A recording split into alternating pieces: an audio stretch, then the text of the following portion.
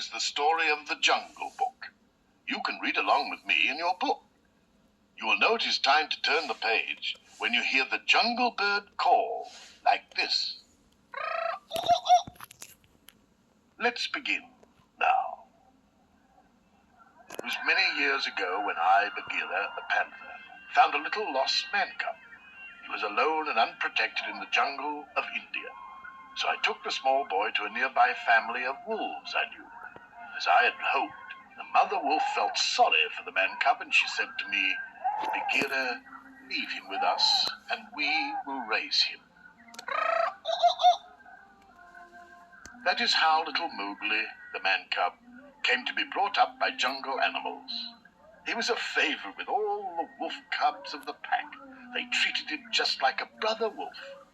Mowgli even made friends with the elephants and often marched in their elephant patrol. He loved living in the jungle. Although Mowgli did not know it, I would often watch him from a distance to make sure he was safe. You see, the jungle also holds many dangers. There was the crafty Kaa who smacked his forked tongue at the sight of the delicious man cub.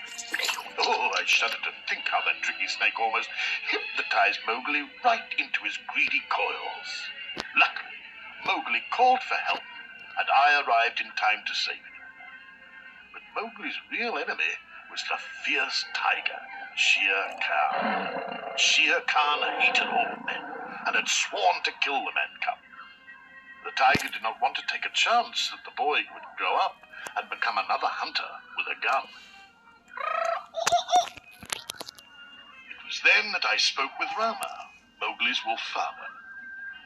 I'm sorry, Rama, but even the whole wolf pack could not protect Mowgli from Shere Khan. Everyone is in danger as long as the man cub remains here. Rama had known this day would come, and he sadly agreed to let me take Mowgli to the safety of the man village. The problem now was convincing Mowgli. While we were on one of our many walks into the jungle, I told Mowgli the bad news. Mowgli, today we are not going home. Shere Khan has returned to the jungle and has promised to kill you. I am taking you to a man village where you belong. But I don't want to live in the man village. Besides, I can look out for myself. Ha! You're so small, you would not last one day alone. Well, I'm not going. And Mowgli stormed off deep into the jungle. I knew the man cub would have to learn about the ways of the jungle for himself, so I let him go. But I followed close behind to see that he stayed out of trouble. Unfortunately, who should the man cub meet first but that happy-go-lucky jungle bear, Baloo? Baloo, I explained. Mowgli has to go back to the man village. But they'll ruin him. They'll make a man out of him. Our discussion was cut short when a band of monkeys grabbed Mowgli and whisked him up into the treetops. Come on, Baloo. They must be taking him to the ancient temple. That crazy monkey, King Louie, is behind this. Soon Mowgli was face to face with King Louie. Why have you brought me here? Relax, man cub, said Louie. We can help each other.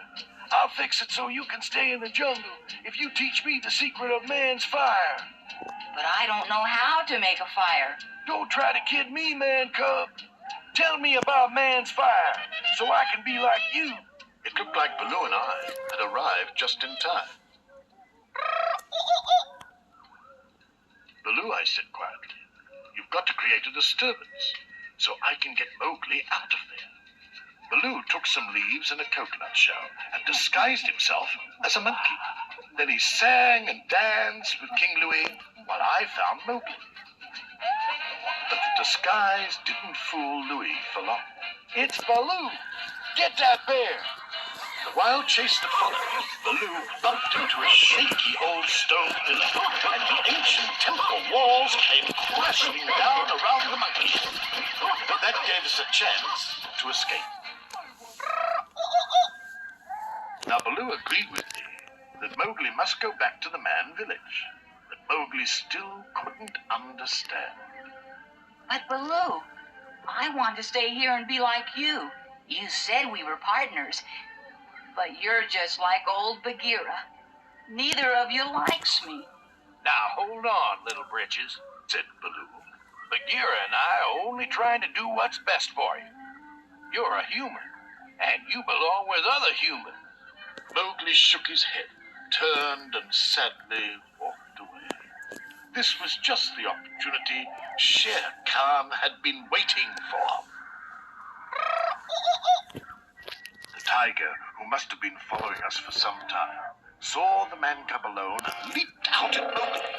But the mighty Shere Khan fell with a thud a few inches away from the boy. Baloo had grabbed Shere Khan's tail at the last moment. Run, Mowgli! Shouted Baloo. Shere Khan roared fiercely and lashed about, trying to get at Baloo. As long as the bear hung on tightly to Shere Khan's tail, he was safe from the tiger's razor-sharp teeth.